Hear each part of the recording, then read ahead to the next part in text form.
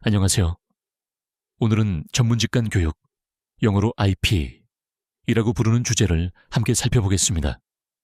서로 다른 전문 영역을 가진 사람들이 어떻게 함께 배우고 또 함께 성장할 수 있는지에 관한 이야기입니다.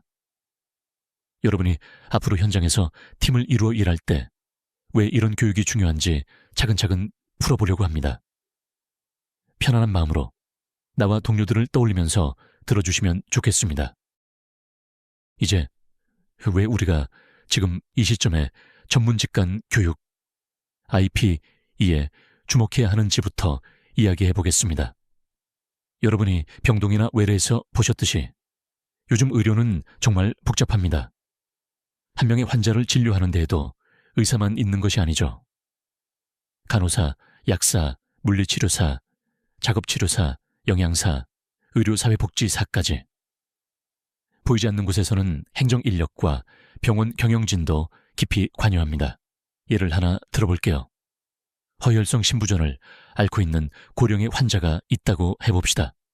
이 환자는 심장 문제만 있는 것이 아니라 당뇨도 있고 신기능도 떨어져 있고 보행도 불안정합니다. 입원 과정에서는 응급의학과, 순환기내과, 영상의학과, 검사실이 동시에 움직입니다.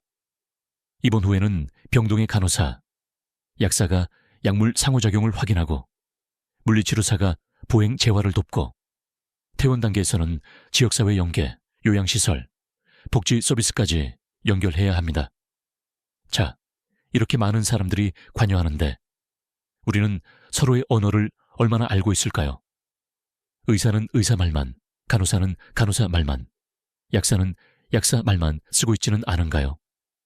서로가 무엇을 중요하게 생각하는지, 어떤 기준으로 의사결정을 하는지 잘 모른 채 각자 맡은 역할만 수행하고 끝나버리면 어떤 일이 생길까요? 가장 큰 피해를 보는 사람은 결국 환자입니다.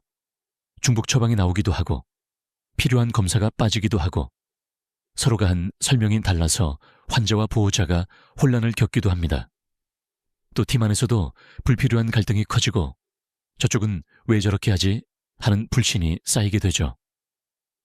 그래서 요즘 의료에서는 팀워크가 선택이 아니라 필수가 되었습니다. 하지만 팀워크는 좋은 사람들만 모아놓으면 저절로 생기지 않습니다. 서로를 이해하고 함께 의사소통하고 함께 의사결정하는 연습이 필요합니다. 바로 여기에서 전문직간 교육, 인터프로페셔널 에듀케이션이라는 접근이 등장합니다. 각자의 전문성을 약화시키지 않으면서 그 전문성들을 하나로 묶어주는 일종의 연결고리 역할을 하는 것이죠. 오늘 강의에서는 이 IP가 실제 현장에서 왜 중요한지, 또 어떻게 하면 효과적으로 구현할 수 있는지를 임상 상황을 예로 들면서 차근차근 살펴보려고 합니다. 지금까지 여러분이 경험하셨던 협업 장면들을 떠올리면서 그래서 이런 교육이 필요하구나 하고 연결해 보시면 좋겠습니다. 지금까지는 왜 IP가 필요한지 배경을 살펴봤다면 이제는 조금 더 분명하게, 그렇다면 IP는 정확히 무엇을 말하는지 정의를 짚어보겠습니다. 전문직간 교육의 고전적인 정의에서 가장 많이 인용되는 것이 케이프, 즉 영국의 전문직간 교육협의회가 2002년에 제시한 정의입니다. 핵심은 세 단어로 요약할 수 있습니다. 함께, 서로로부터, 서로에 대해. 영어로는 with, from, about입니다. 먼저 함께 with입니다. 이것은 단순히 시간표를 맞춰서 한 강의실에 모여 앉아있다는 뜻이 아닙니다. 서로 다른 직종의 학생들, 예를 들어 의대생, 간호대생, 약대생, 재활 관련 학생들이 동일한 임상 문제를 놓고 같이 고민하고 역할을 나누어 해결해보는 활동을 의미합니다. 예를 들면 시뮬레이션 교육을 떠올려 보세요. 가상의 환자가 흉통을 호소하며 들어옵니다. 의대생은 간별 진단을 떠올리며 검사를 지시하고 간호학생은 활력 징후를 안정시키고 환자와 가족을 안심시키며 약학 학생은 약물 알레르기와 상호작용을 점검합니다. 이렇게 한 장면 안에서 실제로 서로 부딪히며 일하는 경험을 하는 것이 함께 배우는 것입니다. 두 번째는 로부터, 프롬입니다. 각 전문직이 가진 고유한 지식과 기술, 노하우를 서로에게서 직접 배우는 것을 뜻합니다. 예를 들어 의사는 약물의 적응증에는 익숙하지만 약사가 가지고 있는 세밀한 약동학 지식, 복잡한 약물 상호작용에 대한 감각은 상대적으로 약할 수 있습니다. 반대로 약사는 환자의 전반적인 경과나 예후에 대한 임상적 직관은 의사만큼 경험하지 못했을 수 있죠. 이때 서로의 강점을 나누고 설명해 주면서 그래서 약사가 이 약을 꺼려했구나. 그래서 의사가 이런 검사를 먼저 주문하는구나. 하고 서로의 전문성을 직접 배우게 됩니다. 마지막은 이에 대해 어바웃입니다. 상대 직종이 실제로 어떤 역할을 맡고 있는지, 어디까지 책임을 질 수 있고 어떤 제약을 받는지에 대해 배우는 것입니다. 이를 잘 모르면 왜 저 일도 안 해줘? 이건 저쪽에서 해줘야 하는 거 아닌가? 같은 오해가 생깁니다. 하지만 교육을 통해 미리 알고 있으면 그 한계 안에서 어떻게 협력할지, 서로에게 무엇을 기대할 수 있을지를 현실적으로 조율할 수 있습니다. 정리하면 함께 같은 문제를 경험하고 서로의 전문성으로부터 배우고 서로의 역할과 책임에 대해 이해하는 것. 이 세 가지가 동시에 이루어질 때 비로소 우리가 말하는 진정한 의미의 전문직간 교육이 됩니다. 여러분도 곧 실습이나 현장에서 이런 상황을 많이 만나게 될 텐데요. 잠시 본인의 경험을 떠올리면서 내가 지금까지 한 활동들은 이 세 가지 중 어디까지 포함하고 있었는지 마음속으로 한번 점검해보면 좋겠습니다. 이제 이런 개념이 실제 교육 목표와 어떤 식으로 연결되는지 이어서 살펴보겠습니다. 방금 우리는 IPE가 무엇인지 함께 서로로부터 서로에 대해 배우는 과정이라는 점을 살펴봤습니다. 이제 한 걸음 더 나아가서 그렇다면 이런 교육을 왜 하는가? 목표가 무엇인가를 분명히 해보겠습니다. 가장 궁극적인 목표는 한 가지로 압축할 수 있습니다. 바로 환자 안전입니다. 우리가 더 잘 협력할수록 환자가 더 안전해지고 치료 결과가 더 좋아진다는 가정에서 출발하는 것이죠. 먼저 환자 중심 케어를 생각해 보겠습니다. 환자 중심 케어는 말 그대로 치료의 중심에 의료진이 아니라 환자를 두는 것입니다. 다학제 회의, 멀티디서플리너리 팀 미팅 장면을 떠올려 보세요. 의사, 간호사, 영상의학과, 병리과, 사회복지사 등이 한자리에 모여 한 환자의 검사 결과와 치료 계획을 논의합니다. 여기에 환자와 보호자가 함께 참여해 자신의 가치와 선호를 직접 말할 수 있다면 어떨까요?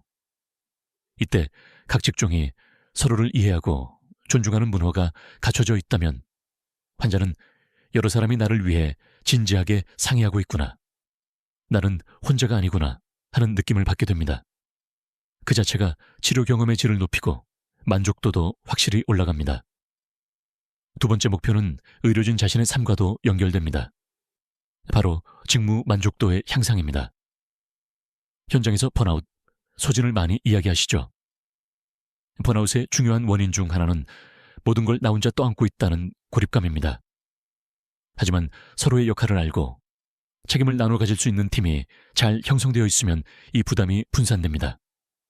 의사는 의사로서의 의사결정에 집중하고 간호사는 환자 옆에서 관찰과 돌봄에 집중하며 약사는 약물의 안전성과 효율성을 책임집니다. 각자가 서로의 전문성을 신뢰해 줄 때 업무 스트레스는 줄고 전문가로서의 보람은 더 커집니다. 세 번째는 가장 눈에 잘 보이는 결과, 바로 치료 성과의 개선입니다. 연구들을 보면 팀 기반으로 의사소통 훈련을 받은 병동에서 의료 오류와 보고되는 사고가 줄어들고 퇴원 후 재입원율도 감소하는 경향을 보여줍니다. 예를 들어 수술 전 체크리스트를 돌릴 때 마취과 외과 간호팀이 서로 정확히 확인하고 질문하는 문화가 있으면 환자 이름, 수술 부위, 투여해야 할 약물에서 실수가 날 가능성이 훨씬 줄어듭니다. 일종의 안전망이 촘촘해지는 것이죠. 마지막으로 이 모든 것이 합쳐지면 조직 문화도 달라집니다. 서로를 부르는 호칭, 회의에서 발언하는 방식, 문제가 생겼을 때 책임을 따지는 태도까지 조금씩 바뀝니다. 직종 간 장벽이 낮아지고 같은 팀이다라는 인식이 생기면 병원 전체 분위기가 훨씬 밝아집니다. 결국 IPE는 일방적으로 지식을 더 많이 집어넣는 교육이 아니라 의료 시스템 전체를 환자에게 더 안전하고 우리에게도 더 지속 가능한 구조로 바꾸기 위한 도구라고 볼 수 있습니다. 이제 이렇게 중요한 목표를 실제 현장에서 구현하려면 교육 내용과 방법은 어떻게 설계해야 하는지 조금 더 구체적인 요소들을 이어서 살펴보겠습니다. 그러면 이런 목표를 이루기 위해 우리는 구체적으로 무엇을 배워야 할까요? IP2에서 말하는 핵심 역량, 즉 꼭 길러야 할 능력들을 하나씩 정리해 보겠습니다.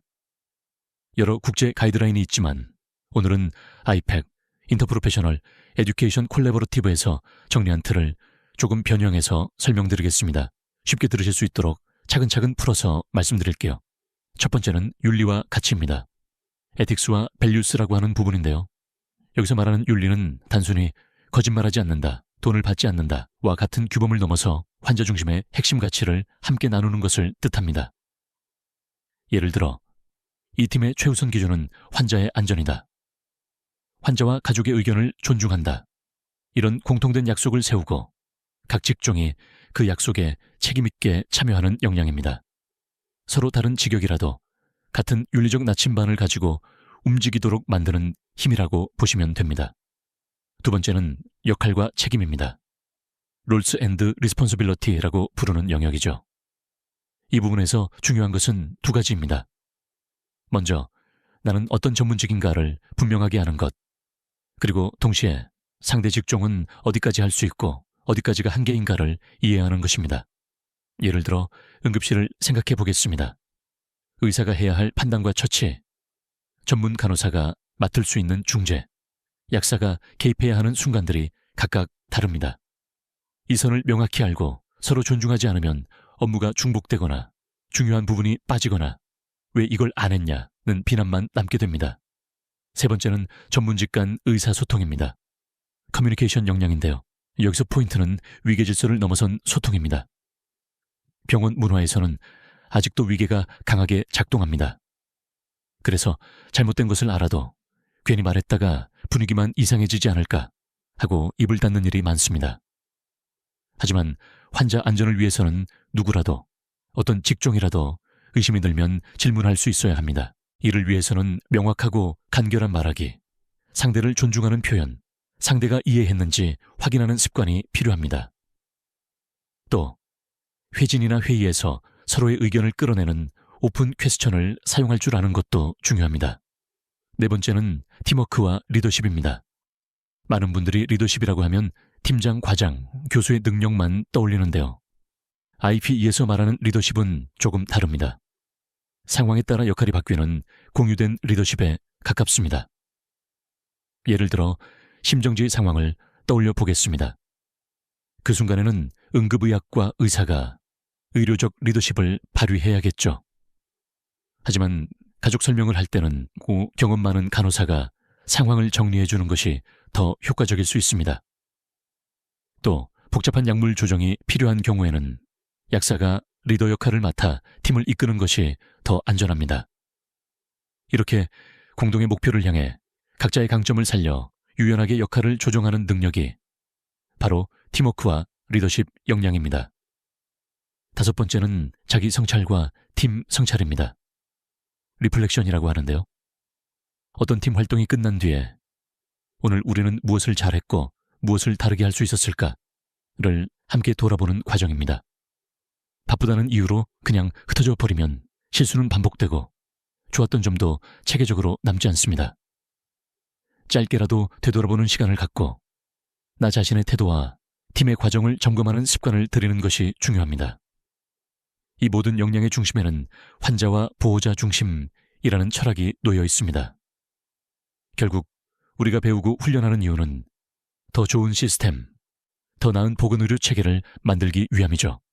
여러분이 앞으로 교육 프로그램을 설계하거나 실습 현장에서 IP를 경험하게 될 때 지금 활동이 이 5가지 역량 중 무엇을 키우고 있는가 한 번씩 스스로 체크해 보시면 좋겠습니다.